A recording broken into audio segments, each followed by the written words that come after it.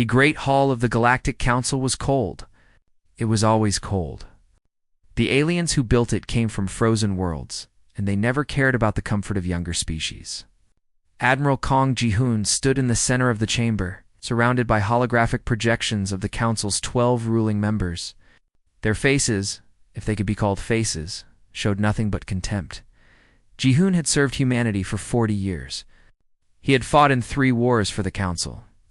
He had watched his friends die on distant worlds, fighting enemies that were never humanity's concern. He had done everything they asked. Everything. And still, they looked at him like he was an insect. The Speaker of the Council was a creature called Valorix. His body was made of living crystal, and when he spoke, his voice echoed like breaking glass. He had ruled the Council for 200 years, and in all that time, no species had ever defied him. "The Council has reached a decision," Valorix announced. His crystal form pulsed with cold blue light. "Resolution 7741 will be implemented immediately. The human colonies on Kepler-2 to be Proxima 3 and New Helsinki will undergo mandatory population reduction. Your species breeds too quickly. It is a threat to galactic stability." Ji-hoon felt his blood turn to ice. Population reduction. They were talking about sterilizing millions of people, children who would never be born, families that would never exist, all because the Council feared what humanity might become. Behind him, Foreign Minister Park Sora gripped her data tablet so hard, her knuckles turned white. She had spent 20 years building diplomatic relationships with the Council. She had believed, truly believed, that patience and cooperation would earn humanity respect. Now she understood the truth. The Council would never see humans as equals. They would always be afraid of them. "You cannot do this," Ji-hoon said. His voice was steady, but inside, a fire was building. "Our colonies have broken no laws. Our people have done nothing wrong." Valorix made a sound that might have been laughter. "Wrong? You misunderstand, Admiral? This is not punishment. This is management. Your species is young and emotional. You do not understand that sometimes difficult decisions must be made for the greater good." "The greater good," Ji-hoon repeated. The words tasted like poison in his mouth. "Precisely. The Council has existed for 10,000 years. We have seen species like yours before, aggressive, ambitious, dangerous. If we do not control your growth now, you will become a threat to every civilized world in the galaxy. Surely you can see the logic." Ji-hoon looked at the faces around him. The Meridians, with their serpentine bodies and ancient eyes, the Voss Collective, whose minds were linked in a hive of cold calculation. The Thornaki, who had once been warriors, but now served as the Council's enforcers. None of them showed any sympathy. To them, humanity was just another problem to be solved.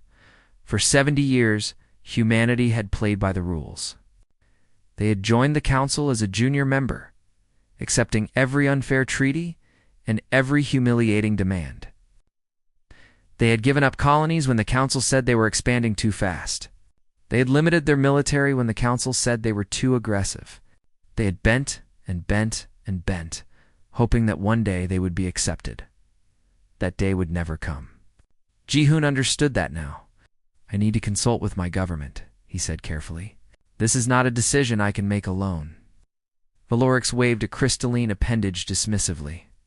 "You have 3 standard days. But understand this, Admiral. The decision has already been made. Your consultation is merely a formality. The Council's will is absolute." The transmission ended. The holographic figures disappeared, leaving Ji-hoon and Sora alone in the empty chamber. For a long moment, neither of them spoke. Then Sora broke the silence. "They're going to do it," she whispered. "They're actually going to do it," No, Ji-hoon said. "They're not." Sora looked at him with wide eyes. "What do you mean?" "You heard Valorix. The decision is final. We can't fight the entire Council." Ji-hoon turned to face her. In his eyes, she saw something she had never seen before. Not anger. Not despair. Something harder. Something that had been buried deep inside him for decades, waiting for this moment. "We've been playing their game for 70 years, he said quietly. "We followed their rules. we accepted their insults. We told ourselves that if we were patient, things would get better. But they never got better, did they? They've just found new ways to humiliate us. Jihoon, what are you suggesting? I'm suggesting that we stop playing. I'm suggesting that we show them what happens when they push humanity too far. 3 days later, Jihoon stood before the council again. But this time, he was not alone. Behind him, the holographic image of Secretary General Lee Woojin appeared. Woojin was an old man, with white hair and a face carved by decades of burden. He had led the United Human Federation for 15 years, always seeking peace, always hoping for a better future. Now that hope was gone. The United Human Federation rejects Resolution 7741, Jihoon announced. His voice rang through the chamber like a bell. Furthermore, we hereby withdraw from the Galactic Council. All treaties between our governments are void. All agreements are dissolved. All council personnel will leave human space within 30 days. The chamber erupted. Alien voices shouted in a dozen languages. Valorix's crystal form blazed with angry red light. You cannot do this, he thundered. No species has ever left the council. You will be isolated. You will starve. Your worlds will burn. Jihoon smiled. It was not a pleasant smile. Then let them burn, he said. But we will burn on our feet, not live on our knees. He terminated the transmission. Across human space, the broadcast went live. On Earth, people gathered in the streets to watch. On Mars, workers stopped their machines and stared at screens. On distant colonies, families held each other and waited. Secretary General Woojin's face appeared on every screen. His voice was calm, but his words carried the weight of history. For 70 years, we have tried to earn the respect of the galaxy. We have followed rules we did not make. We have paid tributes we could not afford. We have sacrificed our children in wars we did not start. And in return, they have treated us like animals, like pests to be controlled. Today, that ends. Today, we declare to the galaxy that humanity will not bow. Humanity will not beg. Humanity will not break. We are leaving the council not because we are weak, but because we are finally strong enough to stand alone. Whatever comes next, we will face it together. As humans, as one people, we bow to no one anymore. The message ended. For a moment, the galaxy was silent. Then, in shipyards across human space, lights began to flicker on. Factories that had been dormant for decades roared back to life. Soldiers who had grown old waiting for a war they hoped would never come began to prepare. The council thought humanity would collapse without them. They thought the young species would come crawling back. Broken and desperate. They were wrong. Humanity was not preparing to survive. Humanity was preparing for war. 3 months passed after humanity left the Galactic Council. The galaxy watched and waited. The Council expected the young species to suffer. They expected food shortages, economic collapse, and desperate pleas for forgiveness. They had seen it before with other rebellious species. A few months of isolation, and they always came crawling back. But humanity did not crawl. Humanity worked. Fleet Commander Beak Yuna stood in the command center of Titan Station, the largest military facility in human space. Through the massive windows, she could see dozens of shipyards burning with activity. Day and night, workers assembled warships that the Council had forbidden humanity from building. Weapons that had been hidden for decades were finally being brought into the light. How many ships will be ready by the end of the month? She asked her aide. A young officer named Lieutenant Go Tae-yeon checked his datapad. 1,800 combat vessels, Commander. Another 400 support ships. And the new carrier class will be operational within 6 weeks. Una nodded slowly. It was not enough. Against the full might of the Council, it would never be enough. But she had learned long ago that wars were not won by numbers alone. They were won by courage, by strategy, and by the willingness to do whatever was necessary. What about Project Aegis? She asked. Dr. Choi is ready to present his findings. An hour later, Yuna sat in a secure briefing room with the senior members of the War Council. Dr. Choi, Minho was a small man with tired eyes and nervous hands. He had spent 20 years working on technologies that the Council had declared illegal. Technologies that could change the course of the coming war. The FTL disruptors are fully operational, Minho explained, gesturing at the holographic display. When activated, they create a field that prevents any ship from entering hyperspace. Any fleet caught inside the field will be trapped. They won't be able to run. They won't be able to call for reinforcements. General Quan Doyon leaned forward with interest. What's the range? 3 light towers. Enough to cover an entire star system. The room fell silent as they considered the implications. For 10,000 years, the Council's strategy had relied on their superior numbers and their ability to retreat and regroup when battles turned against them. The FTL disruptors would take that advantage away. What else do you have? Yuna asked. Minho changed the display. Shield breakers. The Council's defensive technology is based on energ. Why absorption? Our new weapons overload that absorption capacity. One direct hit and their shields fail completely. The drones. Minho hesitated. This was the project he was most proud of and most afraid of. The autonomous combat units are ready. They fight with human tactical programming, but they don't feel fear. They don't hesitate. They don't surrender.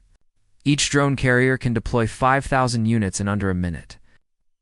The Council won't know what hit them. That's the idea, Yuna said.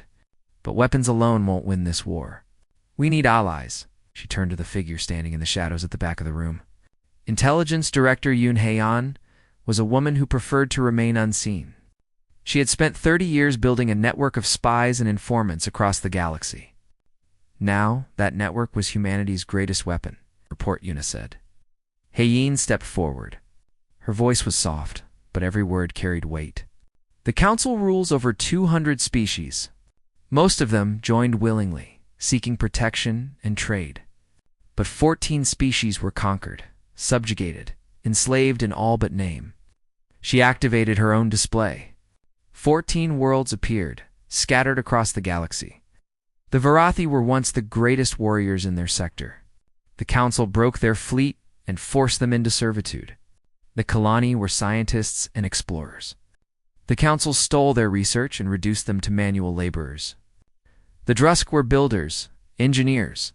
Now they construct Council warships that they're forbidden from flying, and they're willing to help us, Do Yen asked. They're waiting for someone to give them hope, Hae-an replied. For 10,000 years, the Council has been unbeatable. No one has ever challenged them and survived. But if we show them that the Council can be hurt, that the Council can be defeated, they will rise. Yuna considered this carefully. What do you need? Time and a victory. Give me proof that we can win, and I will give you an army. While Hae-an's agents spread across the galaxy, the Council finally decided to act. They had grown tired of waiting for humanity to collapse. If the young species would not submit willingly, it would be forced to submit. The announcement came on every channel, broadcast to every world in Council space. High Counselor Meredith, the serpentine creature who had ruled for 3 centuries, spoke with cold authority. The species known as humanity has rejected the guidance of the Galactic Council. They have broken sacred treaties. They have insulted the dignity of every civilized world. In accordance with Council law, a punitive fleet will be dispatched to bring the humans back into compliance. Any resistance will be met with overwhelming force. This rebellion will end. On Titan Station, Yuna watched the broadcast with her officers. When it ended, she turned to face them. They're coming, she said simply.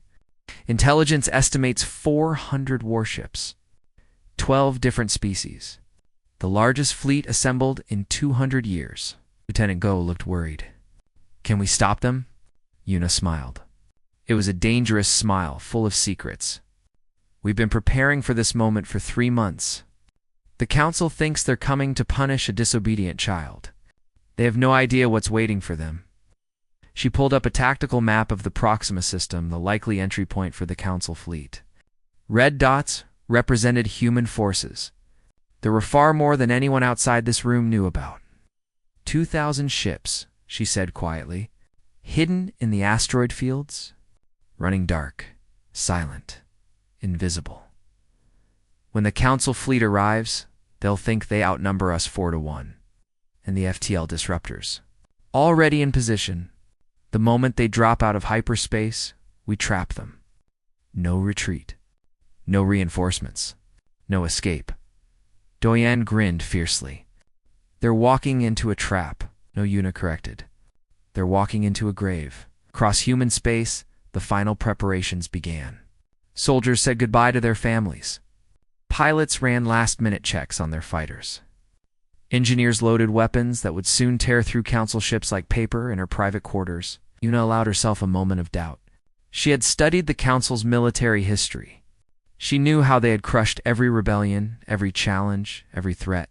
She knew the odds were against humanity, but she also knew something the Council did not understand. Humanity had spent 70 years being underestimated, insulted, and controlled. Every humiliation, every unfair treaty, every sacrifice had been building toward this moment. The Council thought they had broken humanity's spirit. Instead, they had forged it into something harder than steel. The war was coming. And for the first time in 10,000 years, the galaxy was about to learn what happened when you pushed humanity too far. The stars were watching. Soon, they would burn. The Council fleet arrived at the edge of human space on a cold morning in March. 400 warships dropped out of hyperspace in perfect formation. Their hulls gleamed with the colors of 12 different species. Their weapons hummed with enough power to burn entire worlds. For 10,000 years, fleets like this had crushed every rebellion, every uprising. Every species foolish enough to challenge the Council's authority. Admiral Valorix stood on the bridge of the flagship, Eternal Judgment. His crystal body pulsed with satisfaction. The humans had been brave to defy the Council, but bravery meant nothing against overwhelming force. In a few hours, their little rebellion would be over, and the galaxy would remember its place. "Scan the system," he ordered. His sensor officer, a Thornaki warrior with 4 arms and cold black eyes, studied the readings. "I'm detecting approximately 500 human vessels in defensive formation around the 3rd planet. Mostly older models. Nothing we haven't faced before." Valorix made a sound like breaking glass. It was his version of laughter. 500. They dare to challenge us with 500 ships. "It appears so, Admiral. They are either very brave or very stupid. Probably both. All ships advance. Standard assault formation. Crush them quickly. I want this finished before the day is done." Council fleet moved forward. They were confident. They were arrogant. They did not notice the faint energy signatures hiding in the asteroid fields around them. They did not see the 2,000 human warships running dark. Waiting in perfect silence, Vice Admiral Shin Yunji watched the Council fleet from the bridge of the UHF Defiance.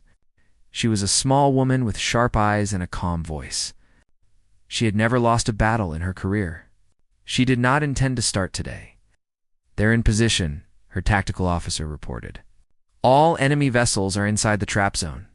Activate the disruptors." Across the system, 20 massive devices hidden among the asteroids came to life. They sent out waves of energy that bent the fabric of space itself. Any ship trying to enter hyperspace would find itself going nowhere. The Council fleet was trapped. "Open a channel," Yunji ordered. Her voice echoed across the void, reaching every ship in the Council fleet. "This is Vice Admiral Shin Yunji of the United Human Federation. You came to our home to punish us for wanting freedom. You came expecting to find a weak and frightened enemy. You were wrong." On the bridge of the Eternal Judgment, Valorix's crystal form flickered with confusion. "What is this? Where is that signal coming from?" Before anyone could answer, space itself seemed to come alive. From the asteroid fields, from behind moons, from the shadows between stars, human warships appeared. Hundreds of them, then thousands. Their weapons were already charging. The Thornaki sensor officer stared at his screens in disbelief. "Admiral, I'm reading over 2,000 enemy vessels. They were hiding. We walked right into them." Valorix felt something he had not felt in 200 years. Fear. "All ships, emergency retreat." Jump to hyperspace immediately. We can't, Admiral. Something is blocking our jump drives. We're trapped. Yunji's voice returned, cold and final. You will not leave this system alive. But I am not without mercy. Any ship that surrenders will be spared. You have 60 seconds. On the Council flagship, chaos erupted. Officers shouted conflicting orders. Some ships tried to run, only to find their engines useless. Others began firing wildly at the human vessels surrounding them. 47 ships surrendered in the first minute. Their captains had seen enough. They understood what was coming. The rest chose to fight. All batteries fire, Yunji commanded. The human fleet opened up with everything they had. New weapons, designed in secret over decades, tore through Council shields like they were made of paper. The shield breakers overloaded enemy defenses with a single hit. Ships that had seemed invincible moments ago now drifted helplessly. Their protection gone, Captain Nam Sun-ho led the first wave of attack fighters. His squadron dove through the chaos, weaving between burning ships and clouds of debris. Behind him, thousands of autonomous drones moved with perfect coordination, striking at Council vessels from every direction. Focus fire on their engine sections, Sun-ho ordered. Disable, don't destroy. We want prisoners. A Thornaki cruiser swung toward him, its weapons blazing. Sun-ho pulled his fighter into a tight spiral, dodging plasma bolts that would have vaporized him instantly. He lined up his shot and fired. The cruiser's LDs flashed once, then died. A second later, his wingman finished it off. The battle raged for 6 hours. The Council fleet fought with desperate fury, but they were outmatched and outmaneuvered. Human tactics, refined through decades of study and preparation, proved superior at every turn. The drone swarms confused and overwhelmed enemy targeting systems. The FTL disruptors prevented any escape, and the shield breakers turned the Council's greatest advantage into a weakness. When it was over, the void was filled with wreckage. The Council fleet had been destroyed. 350 ships had been captured or annihilated. Only the vessels that surrendered survived. Human losses were heavy. 200 ships had been lost. Thousands of soldiers had died, but humanity had won. Against the greatest military force in galactic history, humanity had won. Sun-ho led the boarding party that captured the Eternal Judgment. His soldiers moved through the corridors with grim efficiency, securing every deck. They found Admiral Valorix in his command chamber, surrounded by the bodies of his guards. The crystal being looked up at Sun-ho with something like disbelief. "This is impossible," he whispered. "You are a young species. You should not be capable of this." Sun-ho removed his helmet and looked down at the fallen admiral. "That was your first mistake," he said quietly. "You looked at us and saw children. You saw a species you could control and manipulate. You never bothered to understand what we really are." "And what are you?" Sun-ho knelt so he could look Valorix in the eye. "We are survivors. Our history is full of war, of suffering, of species-wide catastrophes that should have destroyed us. But we're still here. We adapt. We overcome. We never give up. You thought 70 years of submission meant we were broken? You were wrong. We were learning. We were watching. We were waiting for this moment." Valorix's form flickered weakly. "The Council will send more ships, more fleets. You cannot fight the entire galaxy." "We won't have to," Sun-ho replied. "Because after today, the galaxy will know the truth. The Council can be beaten. And once that truth spreads, others will rise. Others who have been waiting, just like us, for someone to show them the way." He stood and signaled to his soldiers. "Take him to the brig. Handle him carefully. He's going to be very useful." On the bridge of the Defiance, Vice Admiral Yunji received the reports of humanity's victory. She allowed herself a moment of quiet satisfaction. Then she opened a channel to Fleet Commander Beak Yuna. "It's done," she said. "The Battle of Proxima Gate is over. We won." Yuna's voice crackled through the speakers. "Then it's time for Phase 2. Send the recordings to Intelligence Director Yoon. Let her show the galaxy what happened here today. Across the stars, the message began to spread. The Council's invincible fleet had been destroyed. The great powers that had ruled for 10,000 years had been humbled. And somewhere in the darkness, 14 subjugated species began to hope. News of the Council's defeat spread across the galaxy faster than anyone expected. Within days, every species from the core worlds to the outer rim had seen the recordings. They watched as the mighty Council fleet was surrounded and destroyed. They watched as the invincible Admiral Valorix was captured like a common criminal. They watched. And for the first time in 10,000 years, they began to question everything they had been told. Ambassador Ogiwu traveled to the first of the subjugated worlds. 2 weeks after the Battle of Proxima Gate, the Vorathi homeworld was a harsh place, covered in volcanic rock and toxic clouds.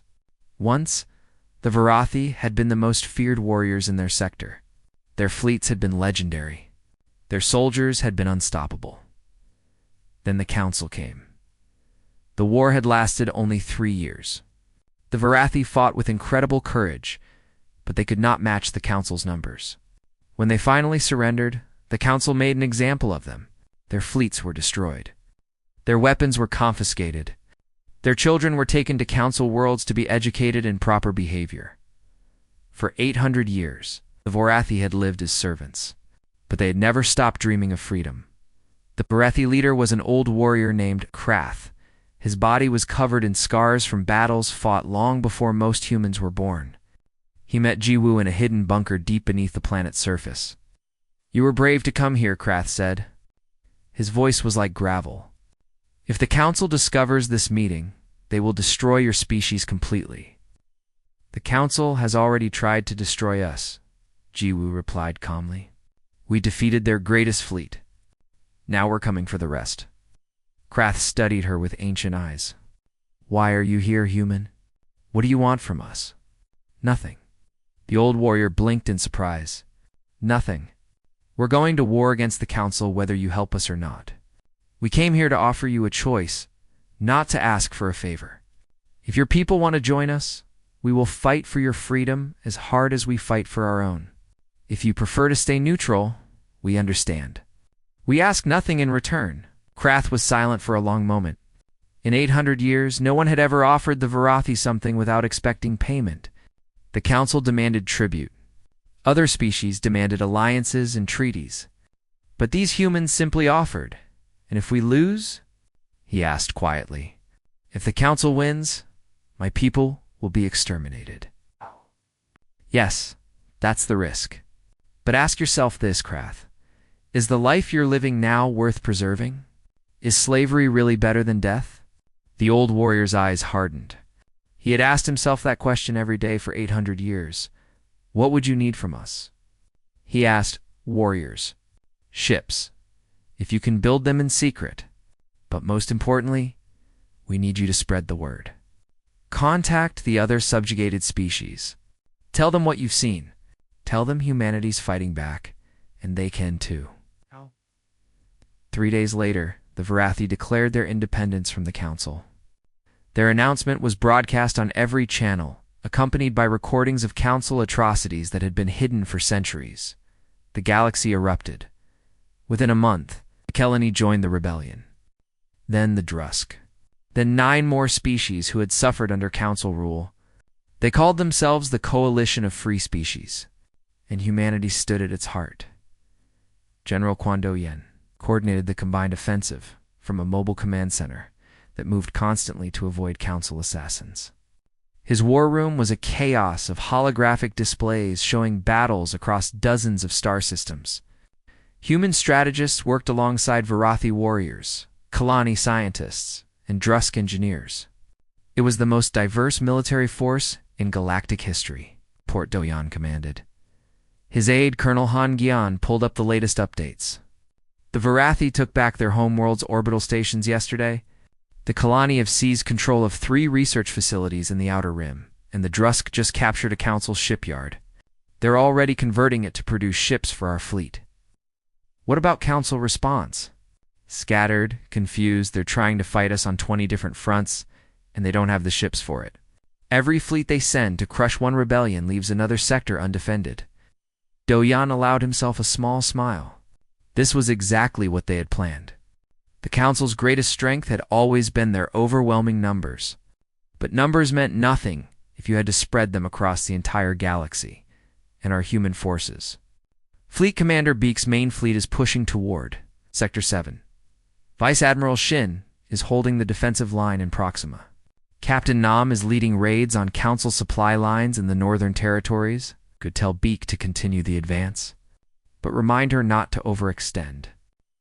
The Council still has more ships than we do. On the Council homeworld of Saranaxis, panic had taken hold. The crystalline towers that had stood for millennia now trembled with fear. High Counselor Meredith, the ancient serpent who had ruled longer than most species had existed, called an emergency meeting of the remaining Council members. "How did this happen?" she demanded. Her voice was sharp, with barely controlled terror. How did we lose control so quickly? The answers were not comforting. The humans had been planning this for decades. They had hidden their true military strength. They had built weapons the Council never knew about. And they had contacted the subjugated species years ago, planting seeds of rebellion that were only now blooming. We underestimated them, admitted the Voss Collective, speaking as one. We saw a young species and assumed they were primitive. We were wrong. They were patient. They were learning.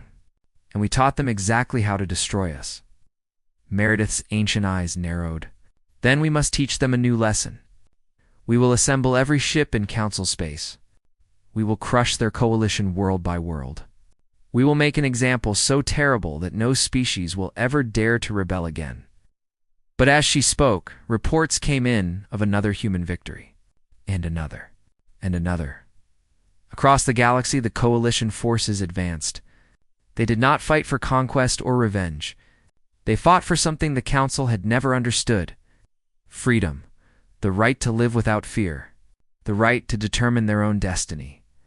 On a small moon in the outer rim, Krath stood beside Jiwoo and watched as Vorathi's ships flew for the first time in 800 years. His warriors were crying. After generations of servitude, they were finally free to fight again. "You know," he said quietly, "when you first came to us, I thought you were foolish. I thought the Council would crush you like they crushed us." "And now?" Jiwoo asked. The old warrior smiled. It transformed his scarred face into something almost beautiful. "Now, I understand why the Council was so afraid of humanity. It wasn't your weapons or your ships. It was your spirit. You refused to accept that victory was impossible. And somehow, you made us believe the same thing." He turned to face her, and for the first time in 800 years, a Vorathi warrior bowed to another species. "Whatever happens next," Krath said, "my people will never forget what humanity has done. You gave us back our souls?" Guwu bowed in return. "The war isn't over yet." "No," Krath agreed. "But for the first time in 10,000 years, the Council is losing. And that alone is worth dying for." The coalition continued to grow. The Council continued to crumble, and humanity, the young species that was supposed to be controlled and managed, led the charge toward a new galactic order. The stars were burning. But from those flames, something beautiful was being born. The war lasted 2 years. 2 years of battles across 1,000 star systems. 2 years of sacrifice, of loss, of victories won with blood and courage. 2 years that changed the galaxy forever. In the end, it was not one final battle that broke the Council. It was 1,000 small defeats. Their supply lines collapsed. Their shipyards fell, one by one. Their own member species began to question whether the Council was worth supporting. When the human fleet appeared in orbit above Saranaxis, the Council homeworld, there was no one left to defend it. Secretary General Li Wujin, now old and tired but still unbroken, stood on the bridge of the UHF Victory and looked down at the world that had ruled the galaxy for 10,000 years. Beside him stood Admiral Kong Ji-hoon, the man who had started it all by refusing to bow. "It's over," Ji-hoon said quietly. "They're requesting unconditional surrender." Wujin closed his eyes for a moment. He thought of all the people who had died to reach this moment. Human soldiers who would never go home. Coalition warriors who gave their lives for a freedom they might never see. Children who would grow up in a galaxy their parents had died to change. "Then let's finish this," he said. The surrender ceremony took place aboard the captured Council Capital Station, a massive ring of metal and crystal that had once been the center of galactic power. Representatives from every coalition species gathered in the Great Hall where, for 10,000 years, the Council had issued decrees and demanded tribute now, for the first time. The hall was filled with free beings. High Counselor Meredith slithered forward, her ancient serpentine body moving slowly. She had ruled for 3 centuries. She had outlived empires. But she had never imagined this moment, a complete and total defeat of everything she had built. "We accept your terms," she said, her voice barely above a whisper. "The council is dissolved. We surrender unconditionally." Wujin stepped forward. His voice was calm but carried to every corner of the hall. "The terms are as follows. The Galactic Council will be abolished. In its place, a new galactic assembly will be formed. Every species, regardless of age or power, will have an equal voice. The subjugation protocols are ended forever. No species will ever be forced to serve another. Tribute systems are dissolved. No one will ever again pay for the privilege of existing." Meredith's eyes flickered with something that might have been shame. "And what of us, the council members? You will face justice for your crimes. Not revenge. Justice. Those who committed atrocities will answer for them. Those who simply followed orders will be judged fairly. We did not fight this war to become tyrants ourselves." The old serpent bowed her head. "It is more mercy than we would have shown you." "Yes," Wujin agreed. "It is. That's the point." One by one, the remaining council members came forward to sign the treaty. The Thornaki, who had once been the council's enforcers, now pledged to protect the new assembly. The Voss Collective, their hive mind shaken by the war, agreed to share their knowledge freely. Even the crystalline beings who had once ruled with cold arrogance accepted their place in a new order. When the last signature was complete, Wujin turned to face the assembled species. His voice carried the weight of everything humanity had sacrificed. For 10,000 years, the galaxy was ruled by fear. The strong dominated the weak. The old suppressed the young. Species were told to know their place, to accept their limitations, to never dream of anything more. Today that era ends. Today, we begin building something new.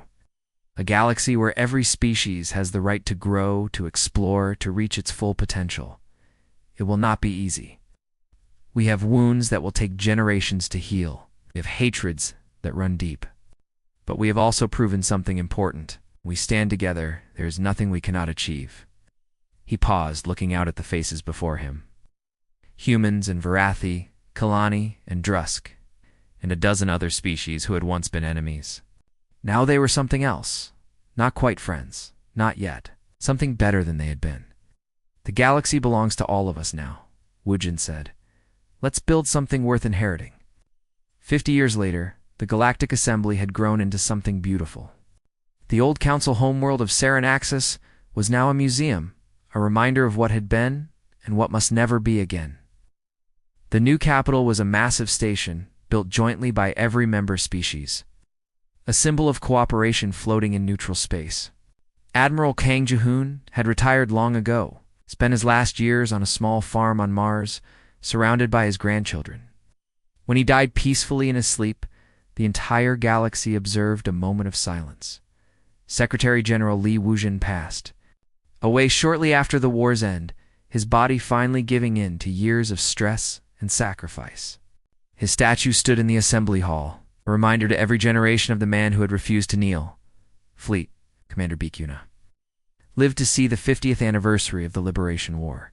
She spent her final years teaching at the academy, training the next generation of officers in the tactics that had saved humanity. On Earth, in a quiet garden near the old United Nations building, a memorial stood. Black marble walls held the names of every human who had died in the war. Over 3 million names, carved by laser, preserved forever, children from a dozen species visited to learn about the conflict that had freed the galaxy. At the center of the garden stood a statue, showed a single human soldier, gender unclear, fist raised toward the stars. The face was not modeled on any specific person. It represented all of them. Every soldier who had fought, every citizen who had sacrificed, every parent who had sent their children to war hoping they would come home.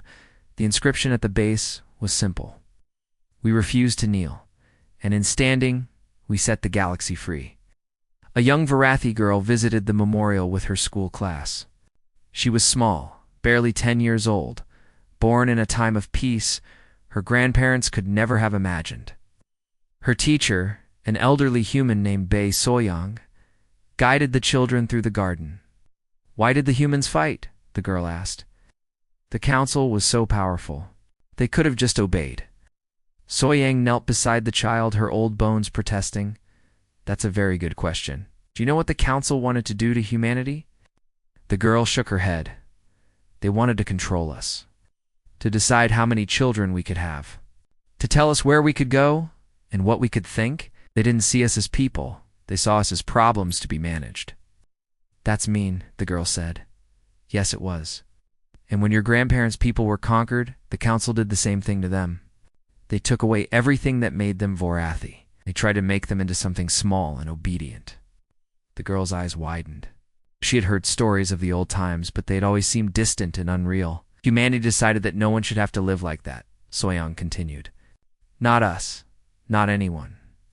So we fought. Not because we thought we would win, but because some things are worth fighting for, even if you lose.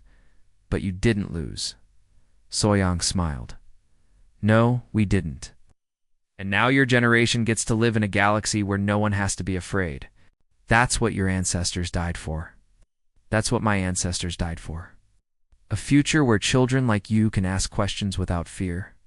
The girl looked up at the statue of the unknown soldier. Were they scared? The people who fought? Yes, Soyang said. They were terrified. But they were brave anyway. That's what courage really is. Being afraid and doing the right thing anyway. The girl thought about this for a long moment. Then she reached out and touched the cold black marble, her small fingers tracing a name she couldn't pronounce. Thank you, she whispered to the wall of names. It's for being brave. Above them, the stars shone down. Same stars that had witnessed humanity's darkest hour and its greatest triumph. The same stars that now belonged to everyone. The galaxy was free, and it would never forget who had made it so.